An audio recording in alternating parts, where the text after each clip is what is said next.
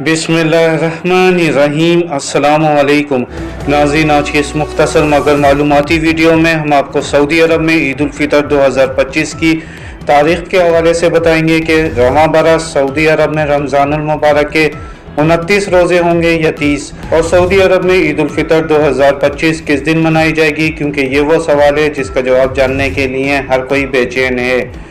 Video को like करके channel को सब्सक्राइब कर लें, क्योंकि इस चैनल पर रोज़ाना चांद की दुरुस्त तारीख हिजरी कैलेंडर के मुताबिक बताई जाती है। नाज़रीन, इस्लामी कैलेंडर 1446-2025 के मुताबिक इस बार सऊदी अरब में 29 रोज़े होने का इम्कान है, और यूँ सऊदी अरब में ईद उल फितर 2025 इंशाअल्लाह 30 मार्च बरोज़ इतवार को होगी।